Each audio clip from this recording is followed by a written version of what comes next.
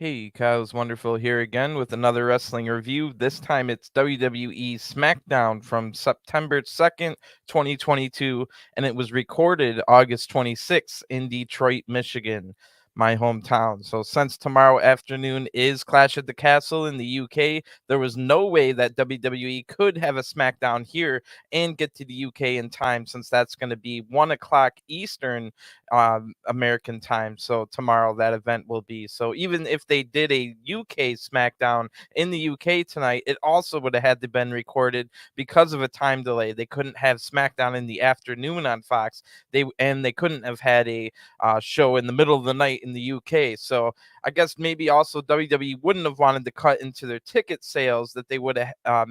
Maybe by having if they would have had two shows back to back in the UK.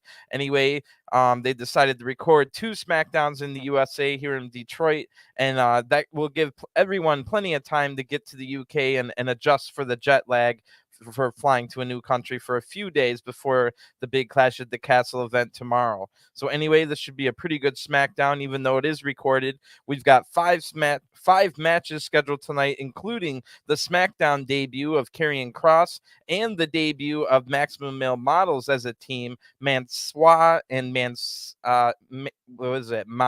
and ma.soor will be in action tonight against Hit Row, who've only had one or two matches since their return. Also, we'll see Butch and Ludwig Kaiser have a fight ahead of their partners, Gunter and Sheamus, having a big match tomorrow at Clash of the Castle for the Intercontinental title, which is sure to be a very hard-hitting match that I can't wait for between two Europeans, and that's going to be a good one. Also tonight, we'll have a Viking rules match, and that will be what starts SmackDown. So that'll be the Viking Raiders and the New Day, who have been feuding for 2 months now, and the Viking rules match is basically no rules, falls count anywhere, and it's Viking themed. So it's sure to be wild, just kind of like that Donnybrook match we had last month between Drew McIntyre and Sheamus. So speaking of Drew McIntyre, he was taken out last week on SmackDown by all four members of the Bloodline. Drew had welts and cuts all over his back from chair shots. He got big time beaten up only 8 days before his huge WWE and Universal title match in his home country of the UK against Roman Reigns. So Drew's probably going to be gone from tonight's show, where Roman Reigns will have celebration for his second 2-year anniversary of Roman Reigns winning the Universal title that he has not lost as of yet, but he might tomorrow. So let's get into this big episode of SmackDown. Less than 24 hours away as of right now of recording. We're only about 15 hours away from Clash at the Castle. So SmackDown starts with Viking music playing, but it's not the Viking Raiders music. It's just, I guess, supposed to be Viking music as we look at the ring full of Viking shields. Then of the different music hits, and it's the Viking Raiders this time. So we're told there's no rules, falls count anywhere, and attached to the front of the ring and the entrance ramp is the front of a Viking ship. So that's really cool setting to have a match here. The New Day now comes out, and they're dressed like Thor and Loki from the Marvel Universe, so they're ready for this Viking match. The match starts with the New Day ducking under shield attacks as the New Day now both hit corner-mounted punches. The Viking Raiders try to counter, but the New Day counters right back, both hitting drop kicks, and Erik and Ivar are now both slumped in the same corner. The New Day hit unicorn stomps, stampede stomps together, though, and then double team running attack after that. So the Viking Raiders have not been able to get started in this match. New Day now both hit tope and heroes to the outside of the ring onto the Viking Raiders. So the Viking Raiders try to fight back outside of the ring, but again, the New Day takes control, hitting them with shields that were attached to the ring. So Xavier now hits a drop kick to the shield. Kofi was holding the shield on over Ivar's face, I should say. So that was a pretty cool move.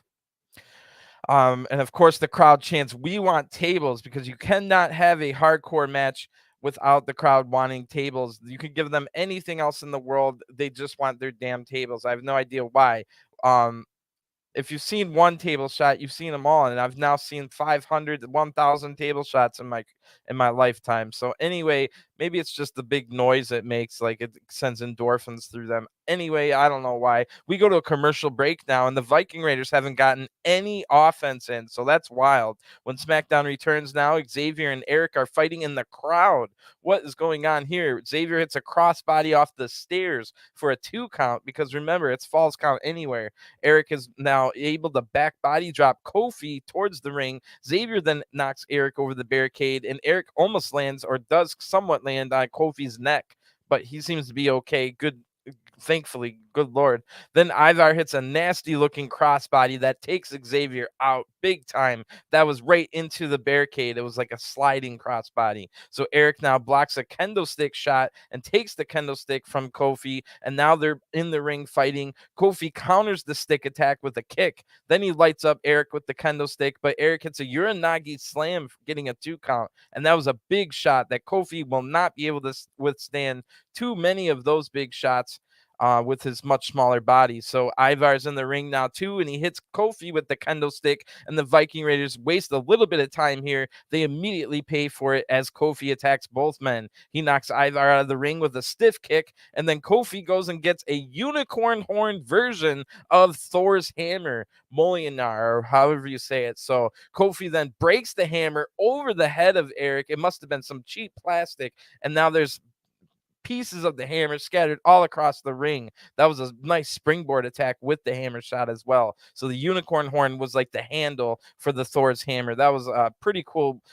spot there. Kofi now goes and gets a table. The crowd absolutely goes wild because they just love tables. I don't understand why they're so popular. Anyway, Viking Raiders attack Kofi while he was setting up the table, but now Xavier Woods is back, and Xavier's up on the Viking ship fighting both the Viking Raiders, but they eventually hit a double team on Xavier, who tries to fight back again, but the Viking Raiders hit 2 more double teams.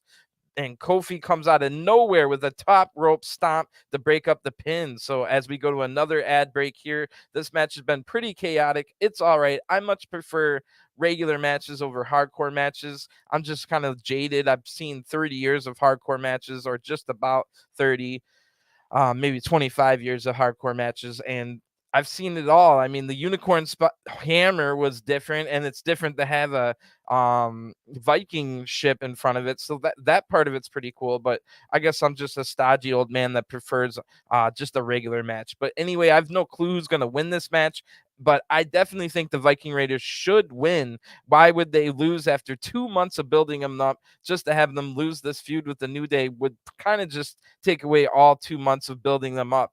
And maybe you could say if the New Day lose, they look like they're declining and getting old. So I don't really know what the right answer is, but I would definitely give the Viking Raiders the win if it was me. If the New Day then goes on a losing streak, maybe they can go on a losing streak all the way to where either Big E is able to return to the ring. But if Big E is not able to return, or it's going to take longer, at least you could have Big E come out and make an appearance, then giving Kofi and Xavier a big motivational speech that I mean, one of the best promos of 2022 in WWE. Nobody talks about it. It was Big E right after he lost the WWE title. He had a really passionate and powerful promo about trying to fight back and get the title. Unfortunately, he did break his neck, and we don't know if his career is over. But if Big E can come back, that would be awesome. But if not, I think the guy who cut one of the best promos of the year, Big E, you could have the New Day kind of go on a losing streak, where remember where they were in the ring last week in the wheelchairs and all downtrodden. That was kind of a new version of New Day we haven't seen before. And even though it was just fake to do a storyline where they attack Ivar, maybe that or the Viking Raiders, maybe that storyline could turn out to be real in a couple months, where they're now downtrodden. Then Big E comes out with the big motivational speech, and all of a sudden you got yourself New Day back where they need to be. So they could take a few losses, and they really do need Viking Raiders need to win this match, so that we don't make that 2 months of building them up all for nothing. And maybe we will get eventually the return of, oh, what's her name? Erik's wife, who used to be in Riot Squad. Sarah Logan. So maybe they're going to get a manager coming up soon as well, which will make them even cooler. So let's get back to this match and see what happens. When SmackDown returns, Xavier hits a big flurry of moves on Erik that ends with a running senton. Xavier then goes to get a steel chair, and he sets it open faced in the ring. Erik then hits a big punch that knocks Xavier down. Erik tries to slam Xavier on the woods, but Xavier counters it. Kofi comes to help, and they both slam Erik's face hard into the open chair. Ivar then hits a splash to break up the pin, and Ivar gets knocked out of the ring by Kofi with a big spin kick. Ivar then slaps Ivar knocks down Kofi with a big spin kick. My bad. So Ivar now just has taken out Kofi. He slaps Erik to try and wake him up. Xavier's able to get Erik out of the ring here, and Xavier goes out with him, but he's down too. So Xavier and Erik are down.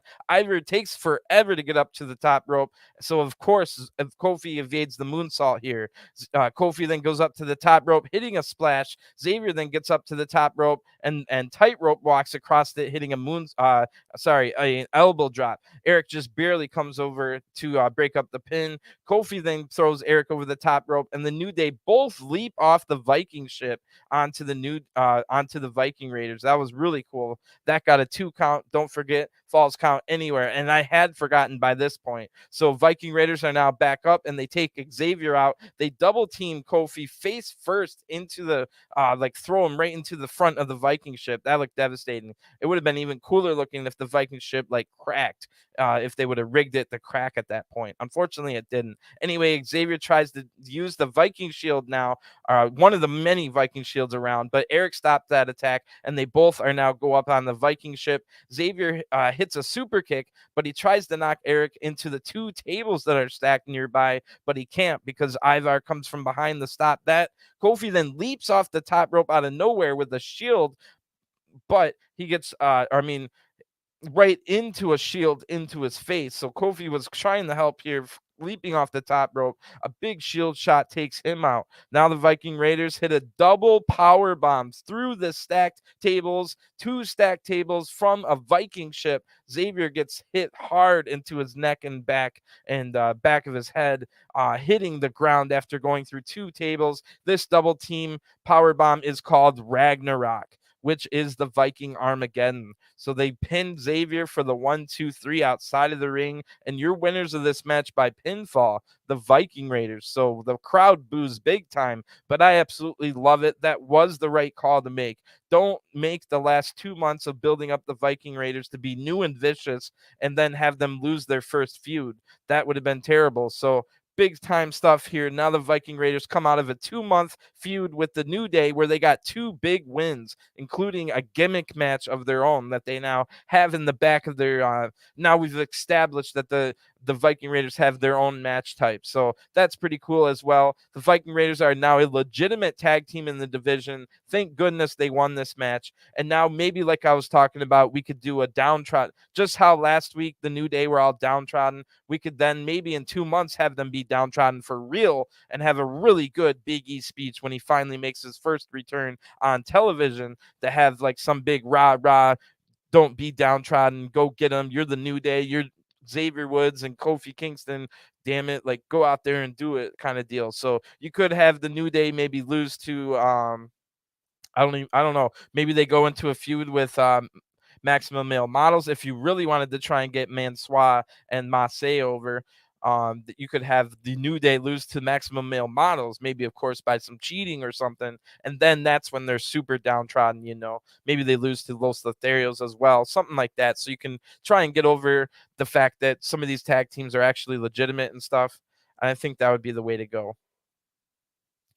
Plus, now you got to imagine that the Viking Raiders are probably the number 1 contenders to the unified tag titles now, especially when you consider that SmackDown has not had a tag team get a title shot in many months. I can't even remember the last time, because last time it was 2 months of the Street Profits getting title shots, and then right the night after SummerSlam, the Mysterios got a title shot, who are also from Raw. So you gotta have to imagine SmackDown's next in line to get an Usos title shot, and it would have to be the Viking Raiders at the top of the division.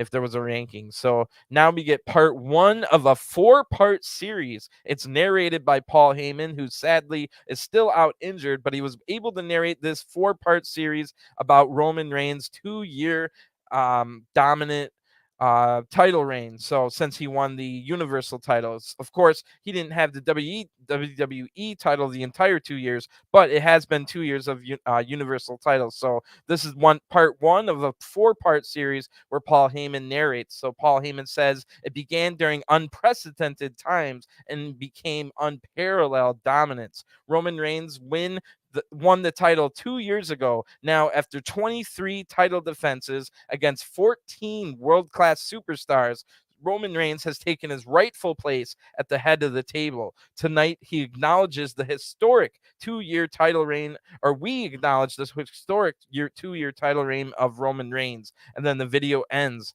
But like I said, it was part 1. We get 3 more parts. So this 2-year celebration that will be the main event segment will be MC, the Master of Ceremonies, will be Sami Zayn, and it is the main event segment. We'll see if either Karrion Kross or Drew McIntyre interrupts this. But like I was thinking, maybe Drew McIntyre was out injured still. So we'll have to see at the main event segment. We go to a commercial break. When we come back now, we get a little recap of last week where Roman Reigns wanted Sami Zayn to occupy Drew McIntyre during their main event match last week, which did happen. The Bloodline then ambushed Drew McIntyre and had a 4-on-1 beatdown with chairs, finishers, and a guillotine.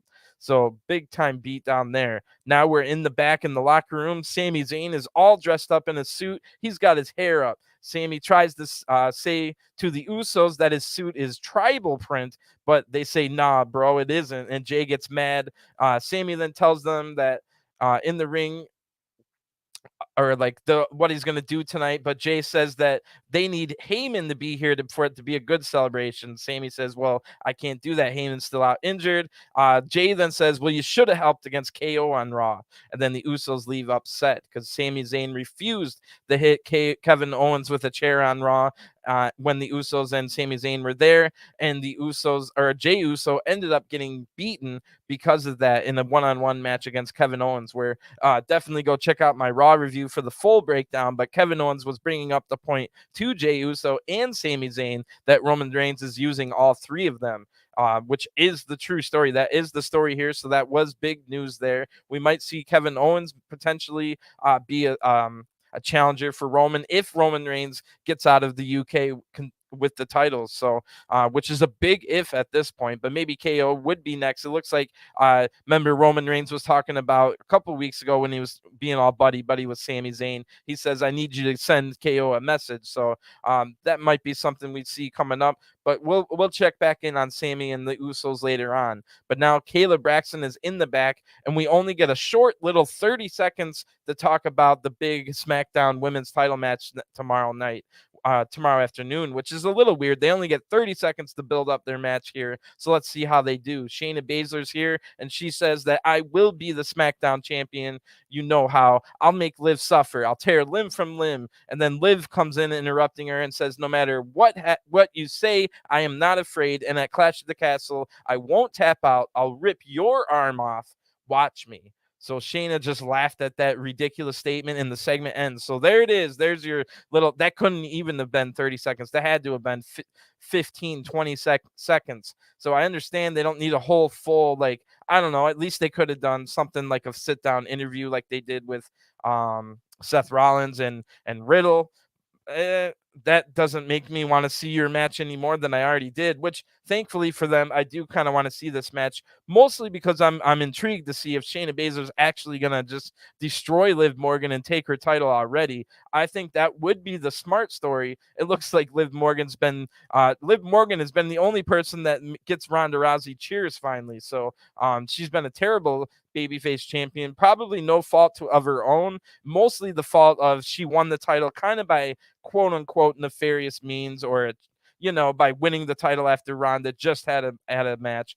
You could say that's not cheating. Some might already say that's cheating. And then by having Liv tap out before she pins Ronda while also getting destroyed in their title rematch, did not help things. So maybe they'll just fine. It was a bad title reign. We'll just try and rehab Liv from there and give Shayna Baszler the title, but we'll just have to wait and see. I have no idea who will win, which makes it an intriguing match, and part of the reason why I'm really looking forward to it. And it is the only women's title match out of the 3 women's titles we have, so big deal there. Anyway, now we get a really cool video with Karrion Kross and Scarlett. It's in all black and white and looks really cool. So Karrion Kross says, time could mean so many things. For Drew McIntyre, it's his moment to reflect after being humbled last week. Tonight, Roman has a moment to celebrate 2 years. And unfortunately, my opponent tonight, Drew Gulak, has a moment that will haunt him the rest of his life because the timelines are about to change. Tick-tock. Then we go to a commercial. So another cool video here with Karrion Kross and Scarlett. I love the black and white motifs, and I've really been liking his character. Kross has added a lot of mystery and intrigue to the SmackDown shows that was desperately needing anything to stand out and have intriguing. There was like nothing intriguing about SmackDown for months on end. So just to have this intriguing and mysterious Karrion Kross character added to SmackDown has made SmackDown more interesting, at least. Like SmackDown was so bad before Triple H took over. For months and months, SmackDown was terrible. So now we've got people like Karrion Kross, and things are slowly getting better. All the Sami Zayn stuff has been incredible. So SmackDown's really been looking up. Although this particular episode wasn't really good for the SmackDown women's division, that's for sure, which they have been doing a good job of improving as well since Triple H has taken over. So now we have a commercial break, and we get part 2 of the Roman Reigns video with Paul Heyman. So Paul Heyman says, over the past 2 years, Roman has been in the main event 16 times during his 2-year span. 16 times against champions, legends, and Hall of Famers, men like Edge, Big E, Goldberg, and Brock Lesnar. 16 times in the main event, Roman Reigns has emerged victorious. And then the video ends. So then we hear from Paul. Always good to hear from Paul Heyman. And I think he meant at like premium live events.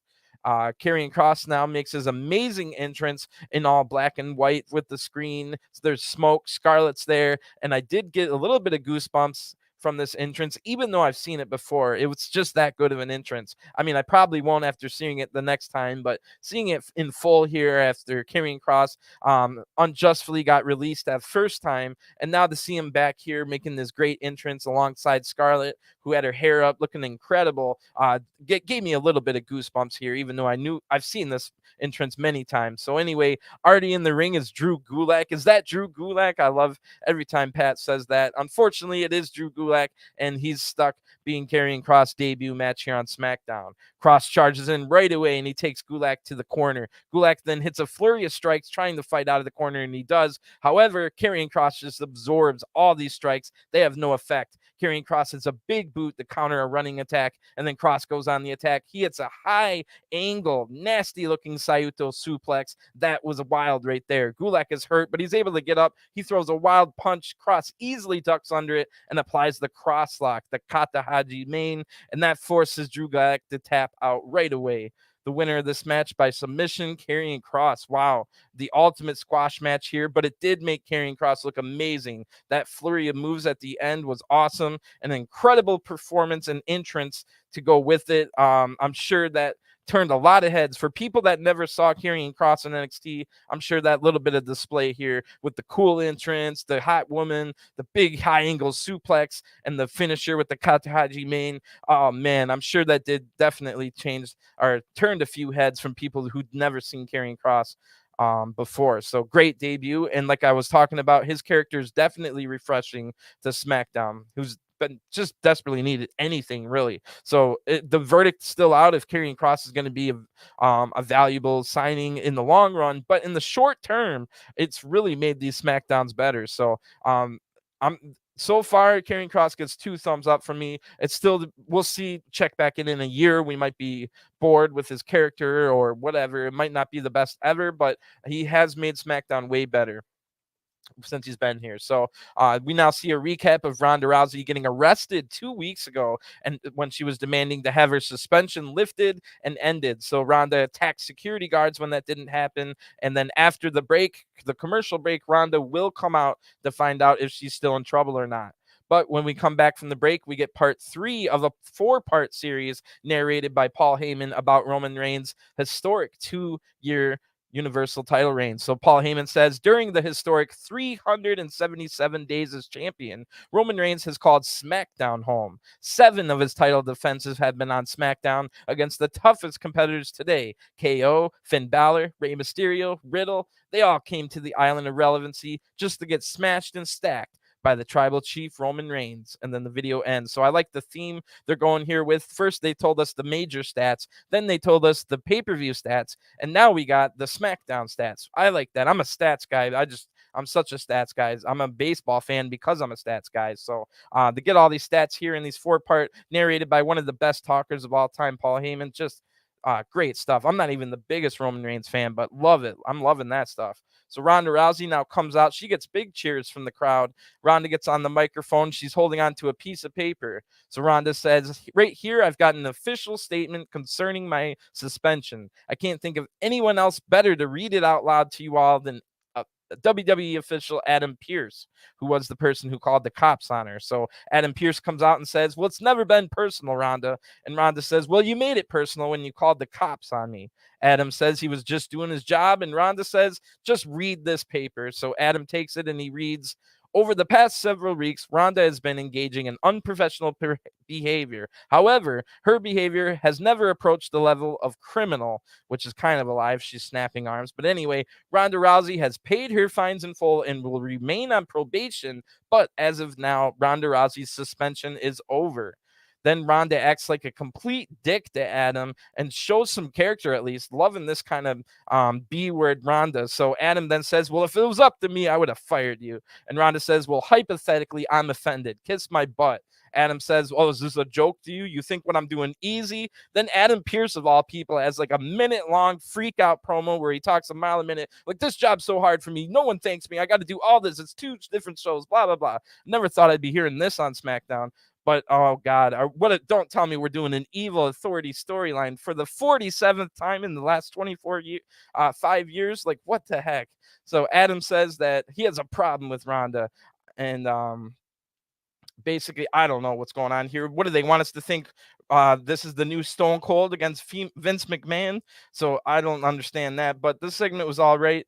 Then Adam calls Ronda a female dog, the B word. This makes Ronda get mad. Adam says right away that I'm sorry. Ronda takes him down and snaps his arm. So holy crap, that part of this story was cool. So Ronda was still on probation as of before she snapped her boss's arm. So we'll see how that goes. Who would have guessed that we'd be getting a long Adam Pearce promo tonight and then having his arm snapped? I did not have that on my bingo card for sure. I mean, it was fine as long as this doesn't lead to like further. If this is going to be months and months of like this crap, and they're trying to say that this is the new Stone Cold Vince McMahon, Ronda Rousey versus Adam Pearce, that's going to be sorry for swearing, but that's going to be terrible. Just god awful. So anyway, this one night thing was fine, and I like the fact that she snapped her boss's arm, but I really hope this doesn't last for months on end. So anyway, in the back, Sami Zayn's all excited for later for the big celebration, and then flowers arrive for Roman Reigns. They're all black, and apparently they smell terrible. So on the note, it reads TikTok. So these are flowers sent from Karrion Kross or maybe Scarlett, bad smelling flowers. So again, I didn't have that on my bingo card for SmackDown tonight. Bad smelling flowers was not on my bingo card. So you can't just say you're getting the same old. Although, like I was saying, if that damneth evil authority thing turns out to be a month-long angle, then it is the same old. So we'll see. Anyway, big tag team match next as we've got Hit Row comes out. They get big cheers from the crowd. They got a really good energy to them. So Hit Row is Top Dolla and Ashante Adonis, and they're accompanied by B-Fab, who always brings the energy with her. So they'll be taking on the debuting team, Maximum Male Models, ma.ce and man.soor. So they've been around for months now on SmackDown without having a match. So when SmackDown returns, Maximum Male Models do make their entrance, and it was a pretty cool entrance. They were accompanied by Max Dupree and his sister Maxine Dupree. So like I said, decent entrance there. I like the song. It was like kind of prototypical model music or whatever you would hear, but it was kind of funny at the same time. It's just the whole thing's a little over the top, so over the top it's funny. So anyway, Ashante Adonis and ma.ce are going to start out the match. ma.ce gets a takedown and he does a nice, like, I don't know, sexy pose. That was kind of funny. So ma.ce now tags in and in Hit Row both get him out of the ring. Then Los Lotharios all of a sudden walked out and Maxine Dupree lovingly waves at them. So she's smitten by Los Lotharios for sure. B-Fab then gets rid of Los Lotharios with a nice double kick from the ring. I wasn't expecting a B-Fab attack tonight, but we got one. Then ma.ce attacks Ashante from behind. ma.ce tags in and does a nice, a funny looking, I laughed. It was like a runway walk, like a model across the back of Ashante. That was pretty funny. So ma.ce then gets Ashante in the corner and ma.ce tags in. Maximum Models hit a nice double team here. Good stuff. They looks like they've been working in the house shows and stuff hard on their double teams and chemistry. So Ashante's able to kick out of this and then quickly tags out the Top Dolla, who's a big man, about 300 something pounds. So he hits a big running knee lift and he knocks ma.ce off the apron. Then Top Dolla hits a running splash in the corner. He tags in Ashante Adonis. They hit a double team slam kick combo for the 1-2-3. The winners of this match by pinfall, Hit Row. So decent match here. Nothing much, really short. So you can't really take stock if it was great or not. But I did like the double teams that we saw from Maximum Male Models. So right after the match, Top Dolla and Ashante Adonis invite Los Lotharios into the ring. They do, and Hit Row start to get a 4-on-2 beatdown because Maximum Male Models are back up. However, the Street Profits are here and they run out and make the save. So we knew the Street Profits were here because they were on last week's SmackDown, and this week's SmackDown was taped right after last week's here in my hometown. I can't believe I missed a 2-for-1 special. I buy one, get one free, 2 SmackDowns for one. So anyway, Los Lotharios and Maximum Male Models all run away and the segment ends. Like I said, the match was fine, nothing special. Fine. I'm glad that Maximum Male Models finally wrestled. It's kind of worthless to have them around if they're never wrestling, but this is all pretty good for trying to establish a SmackDown tag division. We added 2 new teams here. Neither of them really got to prove anything, but here, it looks like Hit Row is definitely, what are they going to feud with Viking Raiders next? That would be a really ridiculous feud. So I don't know who they would feud with. Oh, I guess Los Lotharios. We already know who they're feuding with next. So they're going to go right into a feud with Los Lotharios, who are really, really good at wrestling. So we'll see how that one goes for them, and we'll see if they can have some good matches. Anyway, we now see a quick recap of Happy Corbin losing all of his matches lately. And in the back now, Happy Corbin says, I don't want to talk about the past. My life is great. When you're on a string of bad luck, I already know I can turn it around. And I'll go out there and issue an open challenge to get back on track. And then we go to commercial. So all of a sudden, now I'm glad I didn't go to this hometown Detroit show, because out of all the people, for you to get 2 matches in a row for the 2 taped SmackDowns, why would it have to be Baron Corbin of all people? Happy Corbin. So of all the people that have to see wrestle twice, it's Corbin. So when SmackDown returns, we get part 4, the final part of the Roman Reigns videos from Paul Heyman. Paul Heyman says, throughout his epic reign, Roman Reigns has defended the title in some of the most brutal matches, cage matches, Hell in the Cell, Last Man Standing, and more. All throughout it, Roman Reigns has gone on to remain champion. So this one wasn't, they could have skipped part 4. Just this one was more about what match types he's been in. So we've gotten all the stats from Heyman, and that will be the main event segment. So unfortunately, Happy Corbin's already in the ring, and he's waiting for someone to come out. So Shinsuke Nakamura is going to be the person to accept the challenge. And now I'm a little bit sad. Even though it would have been 2 Corbin matches, I would have got to see Shinsuke and Ricochet fight Corbin. So I'd much rather have just seen Shinsuke against Ricochet, but what are you going to do? They're both babyface anyway. Corbin now rushes Nakamura right away. Shinsuke ducks under the next attack, however, and unloads a big striking combo. Shinsuke hits rapid stomps in the corner for it, and then 2 big punches, but Shinsuke blocks a suplex attempt and hits a big kick to the face.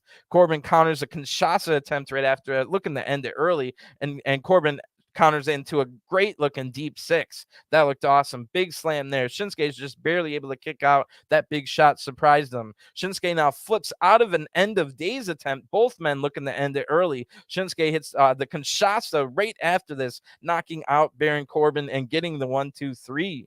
The winner of this match by pinfall, Shinsuke Nakamura. So big cheers from the crowd who were just happy to see him, even though really, really short match. What the heck? So now Corbin has definitely hit rock bottom again, and maybe we'll see the return of the bum Corbin character. At least that was the better character than Happy Corbin.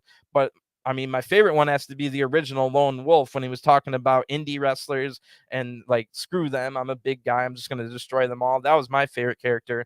But anyway, that's not the last we'll see of Corbin tonight. And wow, if you're wondering maybe why are these so many freaking short matches tonight, I'm pretty sure there's short matches tonight because it was a double show taped in Detroit. So I think they would have taped it after it. Either you would have had to start the maybe it was taped before, because it looked like Drew McIntyre's back was fine. Oh, I just spoiled that. I try not to spoil things. But anyway, maybe they did tape it before. But anyway, that explains why the matches are so short tonight. So now we see a recap from Raw where Raquel Rodriguez and Aaliyah won the WWE Women's Tag Team titles in a huge upset win over Dakota Kai and Io Sky to win the tournament and the titles. It wasn't a very good match at all, and it was the third match out of 7 tournament matches. 3 out of 7 ended with a blind tag for a surprise roll-up, which is lazy booking. But anyway, at least the women's tag titles are back, and that's a huge plus going forward for the women's division. And still rumors flying out there about Sasha Banks and Naomi. Could they return tomorrow night? Only almost about 14 hours from now. They might. They very well as might. So that's something to keep an eye on. Anyway, big news next as Butch now comes out for his match. This is technically the main event match, as the main event segments the celebration for Roman. So Butch comes out next for his match against Ludwig Kaiser. Butch now has his own music, his own video board, and he's wearing the old Pete Dunne style singlet. So Butch also has his hair down, so it's basically just Pete Dunne. But don't forget, when Sheamus originally introduced Butch, he said these exact words: "You might know him by a different name, but we call him Butch." So Butch always has been Pete Dunne. It's not 2 different characters. It's one character in the same. And it's really cool to see a little bit more of the original NXT version of Pete Dunne. Even though Butch is still kind of acting all feral and rabid, and Sheamus and Ridge Holland have to hold him back. This might be a controversial take, but I like that addition to the Pete Dunne character. It makes him stand out more from everybody else, and it really makes him look like he's a killer, like he's super aggressive, and that does go with his in-ring style. So the Butch name kind of sucks. If he goes back to Pete Dunne, that's probably better. But I wouldn't want to get rid of the feral rabbit. Let me at him, Scoob, like JD always says. But I like that addition to his character. So let's see how this one goes.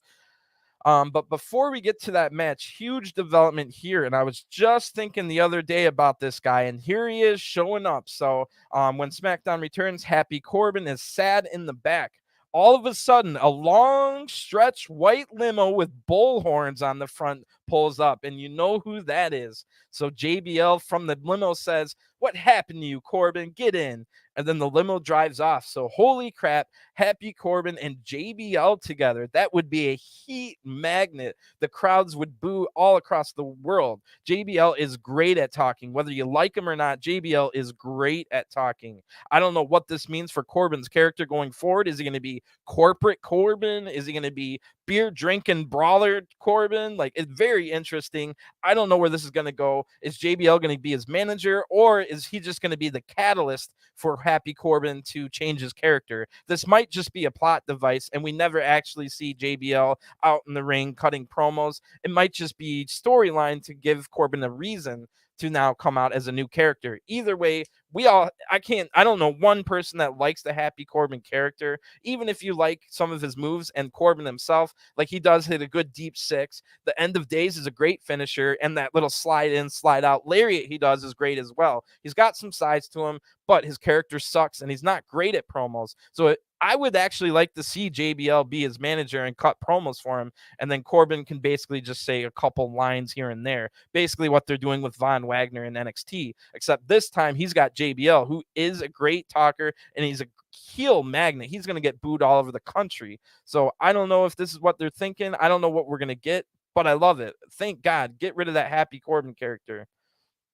So anyway, remember, Butch was out there as Pete Dunne now. We still called Butch. And then Ludwig Kaiser makes his way to the ring. So Butch is going to start the match with a flurry of strikes here, just like I was talking about. I like having that feral, let me at him character because it goes with his in-ring style. So Ludwig answers right back with a huge lariat. Ludwig then stands on Butch's hair while doing the Imperium salute. That was pretty cool. The crowd booed a lot at that. So good stuff there. Good heel heat. Butch then uses a shoulder tackle and the crowd cheers. So Butch is getting cheered here in this match. Butch now uses joint manipulation on the fingers and wrists of Ludwig, and Michael Cole literally says out loud, "Oh, it looks like Butch of the past." So clearly we're getting Pete Dunne here. Ludwig battles back with a nice looking butterfly suplex, but Butch counters a middle rope uppercut right after that. Ludwig then rolls out of the ring and Butch dives off the apron, but Ludwig counters it with a nasty looking uppercut. Really good match so far. Unfortunately, we go to a commercial right after that. So like I said, technically this is the main event match tonight because all that's left is the Roman Reigns celebration. So unfortunately, we missed the middle of the match, but when SmackDown returns, Butch and Ludwig are having a big time brawl in the ring. Butch wins this striking exchange and then attacks Ludwig's arm, and it looks like Butch has been hitting vicious attack on the arm. He does now, but it looks like he's been doing that during the commercial break. Ludwig's really holding his arm. So Sheamus and Ridge are slamming the mat, and they're chanting, "Fight, fight, fight." Which was kind of funny. Then they counter each other back and forth. Ludwig hits a big drop kick and a suplex for a 2 count. And I wish we didn't have to miss the middle part of this match because it's been really good, but I would have loved to see that. Anyway, what are you going to do? Basically, what we missed was probably Butch taking apart Ludwig's arm. Butch now flips out of another another suplex and is able to land on his feet and hit a big stiff kick. Ludwig almost gets knocked out by that, but he's able to counter the next attack with a brilliant, I don't know what you call it, a flipping suplex. That was awesome. But wow, was it great. This is some good wrestling here. Butch then counters the next attack by breaking Ludwig's finger, or seemingly did, and that looked painful. Butch then is able to hit the bitter end, getting the 1, 2, 3. The winner of this match by pinfall, Butch. So that was awesome. Would definitely love to see a longer rematch soon, or any point in my life that for that matter. Gunter and Sheamus now get in the ring and looks like they're ready to fight, but Ludwig is back up and he tells Gunter, "Save your energy for tomorrow." So Gunter backs down with Sheamus talking crap to him in the ring, and that is going to be one hellacious match tomorrow. Probably one of the hardest hitting matches of the year, Gunter and Sheamus tomorrow night. Oh, so I was wrong. There is a fifth part of the Roman Reigns video with sorry, I've been saying part 4 or 4-part series all night, but Roman Reigns has a fifth part where of this video where Paul Heyman says Bruno Sammartino, Bob Backlund, Pedro Morales, Hulk Hogan. These legends lay claim to the longest title reigns in WWE, and they are now joined in the top 5 by Roman Reigns. Then we see Roman, he says he's the greatest of all time and in God mode, and then the video ends. So that will be next. And Sami Zayn checks his notes and he says, "Everything's all set. Usos, are you ready to go out?" So they are. Sami says, "Well, shouldn't we wait?" Or the Usos are ready to go out. Sami says, "Well, shouldn't we wait for Roman?" Jay then gets mad and tells Sami that you're not in the bloodline. So Jimmy says, chill out, chill out. This is about the big Uso. So they leave to go get ready, and that celebration is next after the ad break. I have no idea what to expect. Is it going to be funny because Sammy's there? Is it going to be serious? Is Drew McIntyre going to show up or not? Is he going to maybe sell his injuries and just be out? So I don't know. But when we come back from the break, just a quick little video was sent in from boxing champion Tyson Fury, who's from the UK, and he sends his well wishes to Drew McIntyre and says he will be in Cardiff tomorrow in the front row, and he's excited. So he's going to be there in the front row Tyson Fury, the boxer. So then the Usos music hits and Sami Zayn comes out with them. All three of them hold up the ones. In the middle is Sami. That's such a funny image. And I wish the CGI versions of the Usos also had a CGI Sami holding up the one. If they ever do that, I will laugh out loud. That'll be so hilarious. Anyway, there's pictures in the ring of Roman's biggest moments over the last 2 years. And Sami Zayn says, "Welcome to the celebration of the historic 2-year title reign of the tribal chief Roman Reigns for the past 2 years." And then Jey Uso interrupts and says, "For the past 2 years, Roman Reigns has dominated everyone." And then Sami Zayn says like the words, "Preach, tell him, yeah." And then different stuff like that until eventually the Usos tell him to chill out. That was pretty funny. Just how like the Usos used to do that basically back and forth during their promos. That was awesome. So then they introduce Roman Reigns. And don't forget, this is the exact same crowd that just sat through Roman Reigns attacking Drew, unless they did it beforehand, which they might have. Anyway, they're booing big time. A fancy SUV pulls up and hold on, there's a bug near me. A fancy SUV pulls up and Roman Reigns comes out. So Drew McIntyre out of nowhere hits a Claymore kick, which was kind of funny. It clearly wasn't a Claymore kick because it was outside in the parking lot, so that would have hurt. So they didn't film. All they filmed was a foot hitting Roman in the face. That was hilarious. So anyway, Roman gets his head banged into the SUV, and holy crap, I was not expecting that. So Drew McIntyre now walks to the ring and he comes out and the Usos throw Sami in front of them and Drew takes him out right away with a Glasgow headbutt. So Drew then by himself takes out the unbeatable, unstoppable, unified tag team champions like it was nothing, which is crap. What the F? Drew McIntyre's already beaten them twice in tag matches. One of them, his partner was Sheamus, and they didn't even get along. And he still took out the Usos by himself. What? That's so stupid. The Usos are these undefeated. You can't beat me, any tag team in the world. But Drew McIntyre can just take them out by himself. I hate when they make the tag division look so much weaker than the like the main event scene. Like there's no reason Drew should just easily take out the Usos by himself. Anyway, Sami gets a chair and he hits Drew with it, but Drew no-sells it, hits a Claymore kick on the chair in the Sami's face. Then Drew throws Jimmy through an announce table. Drew spears Jey through the barricade and gets a microphone. Drew McIntyre says, "When will you understand, Roman, that I will never, ever stop? Look around me. The bloodline torn apart. God mode is deactivated. And at Cardiff, I'm going to kick your bloody head off." So we're looking at the new United Undisputed Champion. And then SmackDown just ends. So I was not crazy about that ending whatsoever.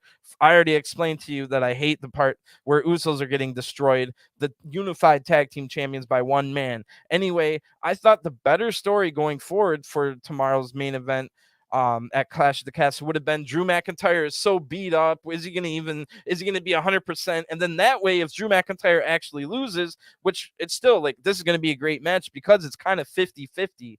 50% you might think Drew McIntyre is going to get the big win in his hometown. And 50% of you thinks, well, yeah, but Roman Reigns is in God mode. He's going to keep the title till like maybe he's going to fight The Rock for the title at WrestleMania. There's still rumors like that. So it is 50-50, and it being 50-50 means there's a great chance Drew McIntyre loses. So if Drew McIntyre now goes into this match, he just basically no-sold the injuries from last week. He could have had that excuse. If Drew McIntyre loses, you had your excuse. Why would you ruin it the very next week, less than 24 hours before the event?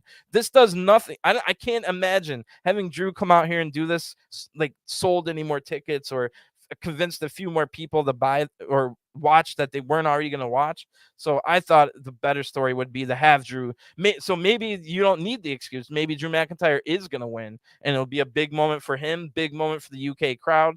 I don't really care either way. I'm been watching for 30 years. John Cena's reign made me fall out with wrestling. And when I came back, I told myself, I'm never really going to care who wins or loses, who's the champion. I'm just going to watch and hope for good things. What we do know is Roman Reigns and Drew McIntyre is going to be a great match. What we do know is going to have the atmosphere for that match is going to be incredible. Don't forget, these UK fans with their chants, they sing like they're at a soccer or football match, so it's going to be awesome. It's going to be totally dark by then.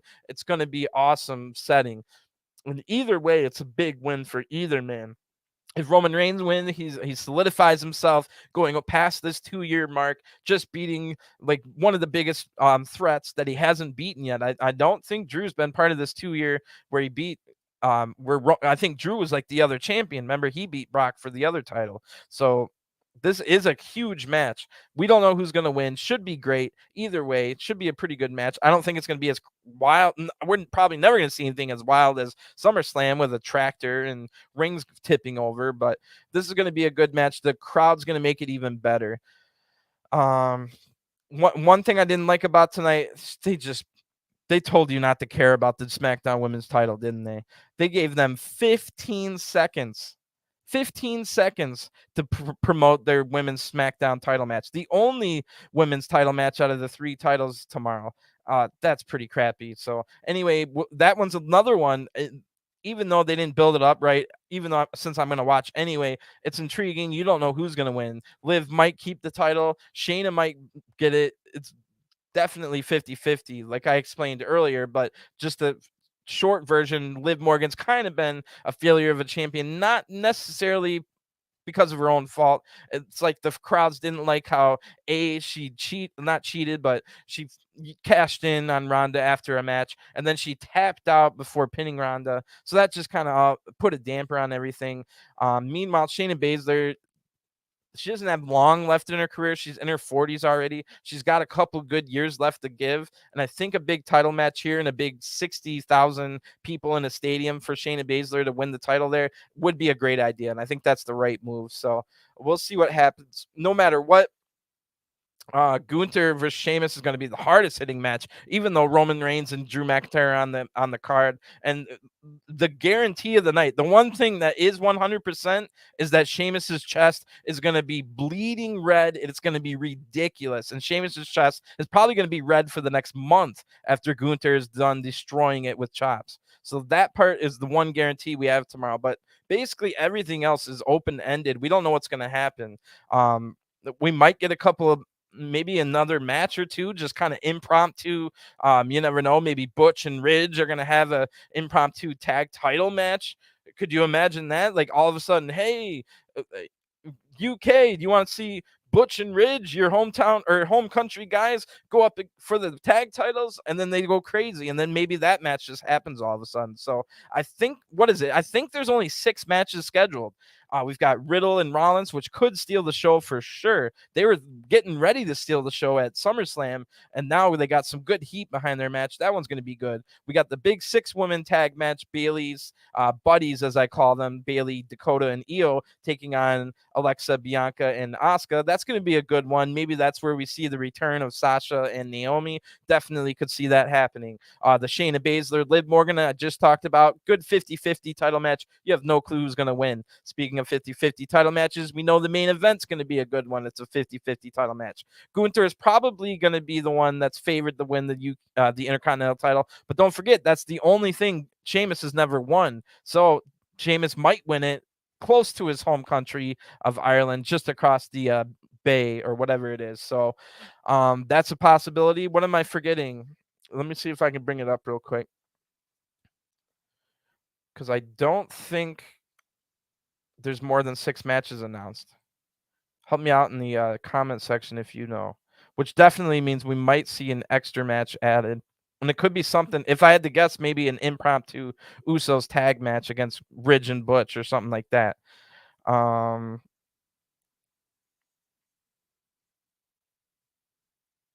at the Castle.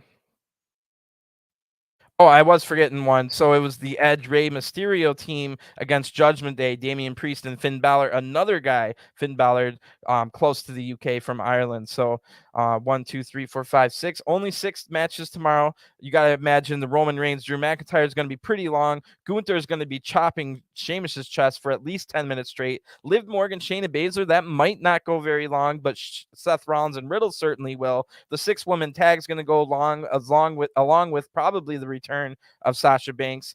and Naomi, and then you've got that tag match. So it could just be a 3-hour 6-match card, or you might have something added. You might get a debut. Someone from the UK might make a big appearance, like someone from the past. So it should be really, really good stuff. I'll be here right as it goes off the air live. So probably around 4:30 in the afternoon, because that will start 1 o'clock in the afternoon Eastern American time. So I'll be here for that. Thanks for tuning in. If you're interested, I'm going to be doing an NXT Level Up review right after this. So, and then later tonight, a Rampage review. We've also got Worlds Collide and All Out I'll be covering on this channel this weekend. So busy, busy time. You can also check out, I just reviewed New Japan had their first show since G1. So that's up on the channel as well. So thanks for tuning in, everyone. Come join my NXT Level Up review if you're interested, and I'll talk to you guys again soon. Enjoy your Labor Day weekend. Peace.